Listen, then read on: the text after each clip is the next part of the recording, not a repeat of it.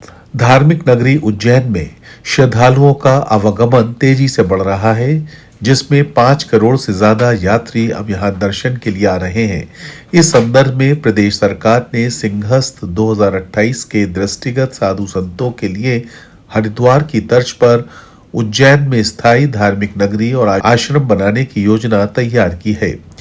उज्जैन विकास प्राधिकरण के माध्यम से इस कार्य योजना को तैयार किया गया है, जिसके अंतर्गत सभी 13 अखाड़ों के महामंडलेश्वर, संत महंत और उनके प्रतिनिधियों के लिए आवश्यक भूमि उपलब्ध कराई जाएगी। ये कदम धार्मिक यात्रियों की सुविधाओं को बढ़ाने के लिए उठाया जा रहा है। जिस प्रकार से हमारे श्रद्धालुओं का आवागमन बढ़ा है, खास करके धार्मिक श्रद्धालुओं का एक नया लोक बना है और लगभग 5 करोड़ से ज़्यादा धार्मिक यात्री हमारे उज्जैन आ रहे हैं। उज्जैन के सभी देवस्थानों के दर्शन के अलावा उज्जैन में बहुत सारी घटनाओं से, बहुत सारे कारण से लोग अपने आप को पूरे देश के और दुनिया के लोगों का आवागमन का फ्लो बढ़ा है। ऐसे में साधु संत भी बड़ी संख्या में अपना आश्रम बनाकर उज्जैन में रहते ही हैं,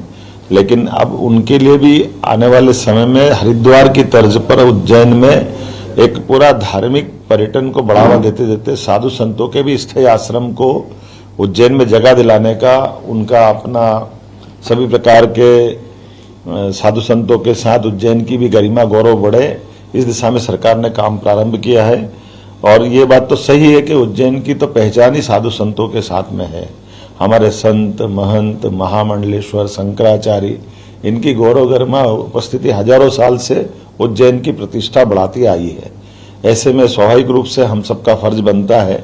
विकास के मामले में हमारी सरकार उज्जैन में साधु संतों के लिए परमानेंट एक तरह से धार्मिक नगरी का कुछ हिस्सा उनके लिए भी पूरा बनाया जाए। इसीलिए उज्जैन विकास प्राधिकरण के माध्यम से मध्य प्रदेश सरकार ने एक बड़ी योजना उज्जैन के लिए बनाई है, जिसके कारण से उज्जैन में हमारे 13 ही अखाड़ों के सभी महामंडलेश्वर संत महंत अखाड़ा के प्रतिनिधि अगर भूमि चाहेंगे तो हम पर्याप्त भूमि उज्जैन में उपलब्ध कराएंगे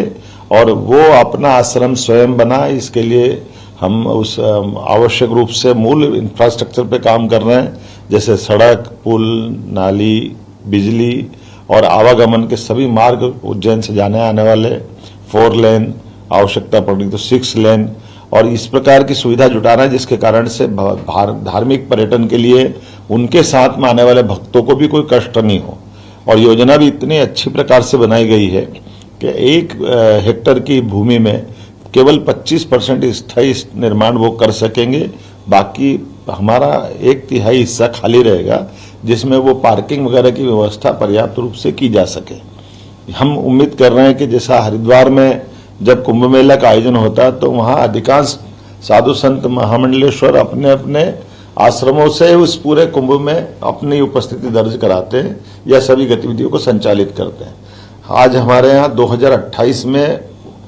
सिंहस्थ होने वाला है, तो स्वाभाविक रूप से हमने अपने बाकी निर्माण कार्य चालू किए हैं, लेकिन हम भूमि उपलब्ध करा करके स्थायी निर्माण की परमिशन जिला प्रशासन के माध्यम से इसी योजना से चालू करा रहे हैं, ताकि साधु संत भी अपने आश्रमों का विस्तार कर सके, विकास कर सके। स्थायी रूप से वो उज्जैन में भी अपने आश्रमों की एक तरह से जगह नियत करते हुए अपना गतिविधि प्रारंभ करें। मैं उम्मीद करता हूं कि ये योजना के माध्यम से उज्जैन की गरिमा और बढ़ेगी, और खास करके जब सिंहस्थ होता था तो अस्थायी निर्माण जब हमारे द्वारा टेंट सिटी बनाते हैं तब आंधी तूफान बारिश के कारण से हर बार टेंट उड़ जाते हैं, बाद में तकलीफ आती है, या टेम्परेरी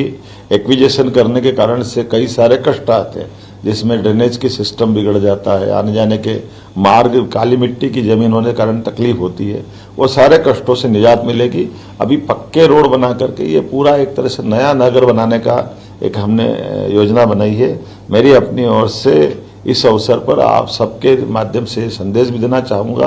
कि पहले हमारे साधु संत महामंडलेश्वर सभी अखाड़े के लोग जो अपना कैंप लगाते हैं उनके लिए भी व्यवस्था रहेगी, और वो केवल सिंहस्थ नहीं पूरे साल इस प्रकार की गतिविधि संचालित करें।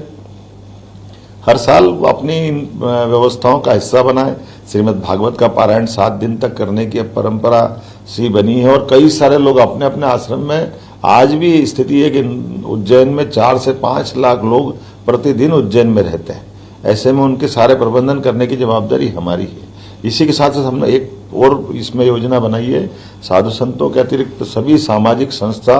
सभी प्रकार के इन तरह की गतिविधियों को संचालित करने वाले सनातन धर्मियों के लिए भी पर्याप्त रूप से भूखंड हम रखने वाले हैं, ताकि यहाँ धर्मशालाएं, अन्न क्षेत्र या अपनी इस प्रकार की गतिविधि जो हमारे इस सनातन धर्मी व्यवस्थाओं में आवश्यक होती है, उनके लिए धर्मशाला वगैरह बनाने के लिए स्कूल, कॉलेज, हॉस्पिटल या जन सेवा के वृद्धाश्रम या जो इस प्रकार के काम करना चाहे जो जनहितैषी काम है, समाज हितैषी काम है, इन सबके लिए पर्याप्त भूमि का प्रबंधन हमने किया है। हमने इसमें कल्पना की है कि इस पूरे क्षेत्र में किसी भी हालत में निजी या कमर्शियल गतिविधि को हम नहीं करने देंगे। इसका हमने प्रतिबंध रखने के भी प्रावधान किए हैं। लेकिन ये धार्मिक गतिविधियों को बढ़ावा देने की दिशा में मध्य प्रदेश सरकार बड़ा कदम उठा रही है। मेरी अपनी ओर से इस योजना की आप सबको बधाई। मुख्यमंत्री ने बताया कि धार्मिक पर्यटन की दृष्टि से उज्जैन में सड़क, पुल, बिजली और आवागमन जैसी सुविधाओं के लिए भी व्यापक कार्य किए जा रहे हैं। ये सुनिश्चित करने के लिए कि श्रद्धालुओं को अधिकतम सुविधा मिले, इंफ्रास्ट्रक्चर विकास पर जोर दिया जा रहा है।